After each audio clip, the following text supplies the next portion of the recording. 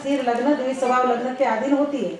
हर एक प्रकार के रोगों के लिए राशि का स्थिर होना, चर होना, द्विस्वभाव होना, इसके अधीन हम फाइंड आउट करते हैं कि कौन सा रोग होगा, कैसा रोग होगा, बहुत दीर्घकालीन रोग होगा या बहुत जल्दी रोग आने के बाद निकल जाने वाला रोग होगा। इसी प्रकार की अलग अलग व्यवस्थाएं रोगों के अधीन हम देखते हैं।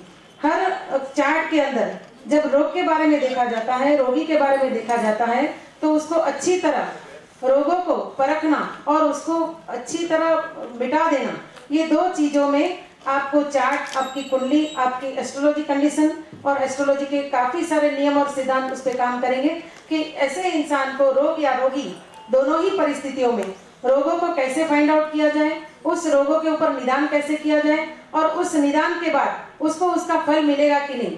फॉर एग्जाम्पल कि हम बोलते हैं कि गुरु जैसा ग्रह जो है वो काफी अच्छा ग्रह माना गया है, शुभ ग्रह माना गया है। हम गुरु को शुभ ग्रह मानते हैं ना।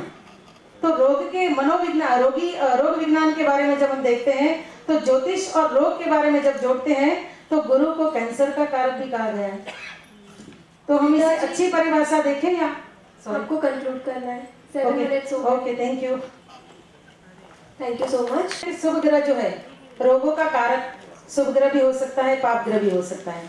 तो जैसे गुरु को हम शुभ ग्रह मानते हैं, ज्योतिष की भाषा में गुरु को शुभ ग्रह कहा गया है, फिर भी वो कैंसर का कारक है।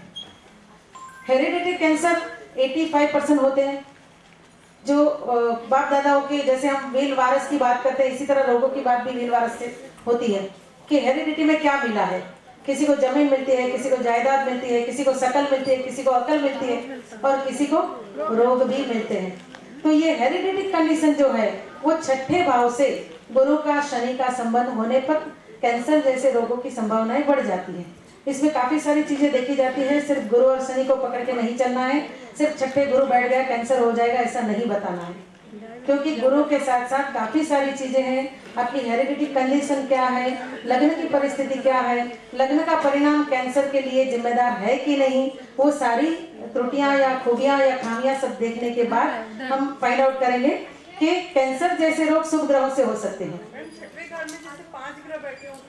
छठे ग्रह में 5 ग्रह, छठे भाव में 5 ग्रह बैठे हो।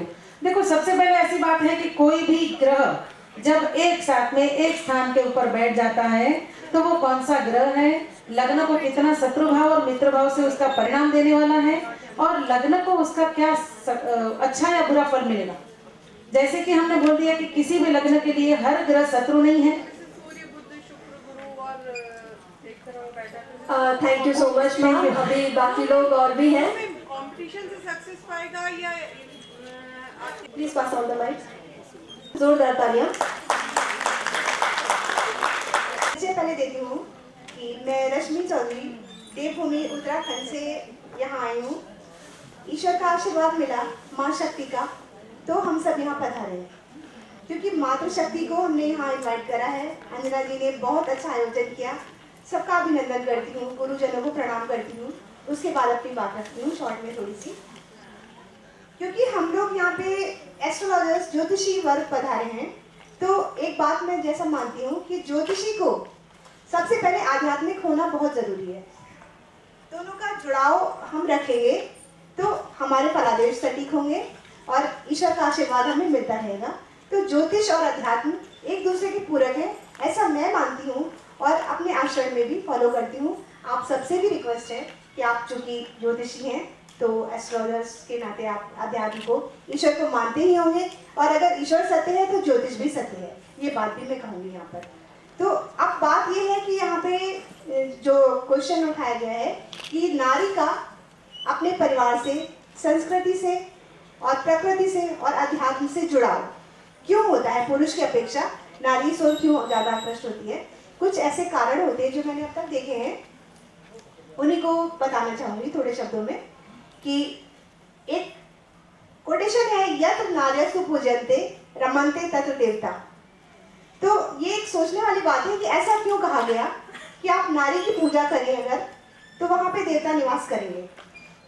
ऐसा भी तो हो सकता था, यत्र पुरुषस्तु पूजन्ते रमन्ते तत्र देवता।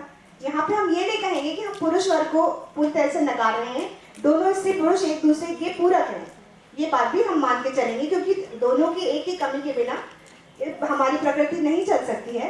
लेकिन चूंकि नारी श्रद्धा है, नारी सम्मान है, नारी के अंदर संवेदनशीलता बहुत ज़्यादा है और धैर्य क्षमता बहुत है उसके अंदर। सब कुछ सहने की ताकत स्त्री में ज़्यादा है पुरुष की अपेक्षा, जैसा हम सब मानते हैं और इस बात को जानते भी हैं।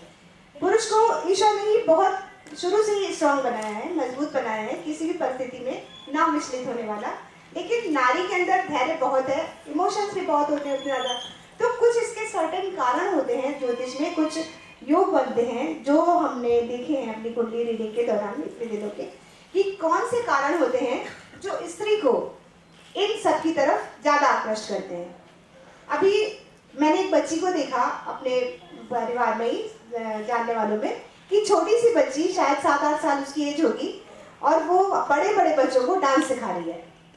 उसके बाद जब वो सुबह बच्ची स्कूल जा रही थी तो नहा धो के उसके घर में पूजा की अलमारी थोड़ा ऊपर बनी हुई थी, तो मैंने देखा वो स्टूल पे चढ़ के पहले भगवान जी के उसने हाथ जोड़े, उसके बाद वो अपने स्कूल गई सारे काम करके। तो कुछ ऐसे कारण यहाँ पे देखने में आते हैं। अगर हम हिस्ट्री को उठा के देखेंगे तो हमारी जो यहाँ तक कि सीता माता भी हो गई हैं, वो भी उन्होंने, आपने देखा होगा कि भगवान के साथ जंगल भी गई, वहाँ भी रही, अपने परिवार के प्रति उनका समर्थन, अपना जो उनकी डिवोशन था वही उनको वहाँ पर ले गया, जिसकी वजह से उनके अंदर आध्यात्मिकता भी बहुत ज़्यादा आ गई थी, जिसकी कारण से जो अंतर मन की चेतना होती है वो जागृत हो गई थी। अब वो तो ईश्वर का अंश स्वयं थे, तभी उस जागरण चेतना की वजह से उनका विवाह भी भगवान राम से ही हुआ। और एक प्रसंग ये भी आया रामचरितमानस में कि सीता जी ने तो सपना तक देख लिया था कि मैंने अपनी सास को, अपने वहाँ के जो लोग हैं उनको इस तरह रोते बिलखते देखा है। तो रामचंद्र जी भी बोलते हैं लक्ष्मण जी से कि एक, आप लोगों ने चौपाई पढ़ी होगी कि लखन सपन या नीक न होई, कठिन कुचा सुनाइए कोई। तो ये स्त्री का जो आध्यात्म के प्रति झुकाव, अपने परिवार के प्रति झुकाव जो है वो ईश्वर प्रदत्त ही होता है, पर ये कुछ स्त्रियों में बहुत ज्यादा होता है, बचपन से ही होता है। और कुछ स्त्रियां हम देखते हैं जैसे जैसे बड़े होते जाते हैं उनका ये झुकाव अपने परिवार की तरफ बढ़ता है, प्रकृति की तरफ उनका आकर्षण बढ़ता है और समाज के प्रति जो संवेदनशीलता होती है वो उनमें ज्यादा होती है। तो यहाँ पे कुछ ग्रहों को लेके, कुछ भावों को लेके मैं चलूंगी, क्योंकि अध्यात्म और ज्योतिष की बात मैंने की है। तो स्त्री के जो ये गुण हैं जिसकी वजह से हमने कहा कि उसे सम्मान मिलना चाहिए, ये किस वजह से हैं, तो इनको अध्यात्म और ज्योतिष से जोड़ते हुए देखती हूँ। तो आप देखिए, सबसे पहले जो भाव हमारे होते हैं, कुंडली के 12 भाव, उनमें राशियां हैं, फिर उनमें ग्रह आते हैं। तो कुछ ग्रह जिस जिस भाव में आएंगे, सबसे पहले हम देखेंगे लग्न को, फिर आपने 4th हाउस ले ले परिवार के लिए, 3rd भाव भी ले लेंगे अपने हम छोटे भाई बहनों के लिए, 7th हाउस पति का कारक आ गया, उसको आप देख ले, 9वां भाव आप ले लीजिए पिता के लिए।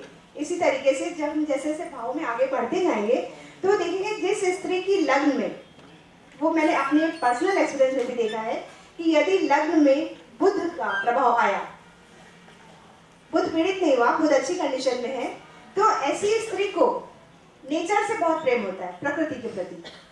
नेचुरल फोटोग्राफी करना उसका पहला शौक होता है, बहुत मन से करती है वो। इसी तरीके से यदि 4th हाउस में अच्छे शुभ ग्रह आ गए, चंद्रमा खिला हुआ तो माता से उसको प्रेम रहेगा और माता का भी उसके लिए झुकाव अच्छा रहेगा। 7th हाउस पीड़ित है तो पति से दिक्कत आती है, लेकिन अगर स्त्री की कुंडली में थोड़े और ग्रह उसको सपोर्ट करते हैं तो वो पति से सामंजस्य बिठा लेती है। इसी तरीके से आप भाव देखते जाएं, ग्रह देखते जाएं। कुछ बच्चे होते हैं शुरू से बहुत ही प्रकृति की तरफ झुकाव फील करते हैं, उनका चंद्रमा अच्छा होगा, बुध अच्छा होगा, लेकिन जो बाद में आकर के सर्टेन एज के बाद, मान लीजिए 10-20 साल एज हो गई उसकी, उसके बाद उन्होंने ये गुरु मतलब पूजा पाठ की तरफ रुझान उनका ज़्यादा आया, तो सीधे से आपको समझ लेना चाहिए कि गुरु और शनि का प्रभाव इस पर ज़्यादा है। अब धीरे धीरे ये बढ़ता ही जाएगा समय के साथ साथ। और ऐसा भी होता है कि अगर कुंडली में ये ग्रह गोचर में ज़्यादा शुभ स्थिति आती है तो ऐसे बच्चे बड़े होकर के स्त्रियां भी साध्वी सन्यासी बनती हैं जिनकी कुंडली में शनि का प्रभाव आता है, देखा गया है, और गोचर ने भी उन्हें सपोर्ट किया है। अब एक बात आती है कि ये जो परिवार से जुड़ाव, प्रकृति से जुड़ाव और आध्यात्मिकता, ये स्त्री में ही जरूरी क्यों है? मैम आपको कंक्लूड करना बस शॉर्ट में मेरा हो ही रहा है। तो केवल इस वजह से कि पुरुष को तो हम जानते हैं कि भाई एग्रेसिव नेचर है, जल्दी परेशान होने वालों में से है, लेकिन स्त्री को हमें सबको लेके चलना है, सबको संभालना है, अपने परिवार से जुड़ाव रखना है, तो स्त्री में सहनशीलता आनी ही चाहिए जरूर।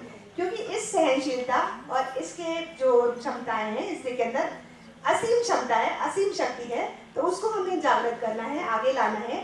और ये अब पहले वाली स्थिति नहीं रह गई है कि अबला जीवन है तुम्हारी यही कहानी। अब हम लोग सब, आप सब भी, अभी आज की बात नहीं है, आजकल तो बच्चे भी इतने जागरूक हो गए, लड़कियां भी जो डिपेंडेंट होना चाहती है, पढ़ लिख रही हैं। तो सबसे यही रिक्वेस्ट करती हूँ कि सब अपने बच्चों को पढ़ाएं, खुद भी अपने में पहले फॉलो करें ये सारी चीज़ें और अपने बच्चों को आगे बढ़ाएं। हम जरूर एक दिन कामयाब होंगे इसी तरह का।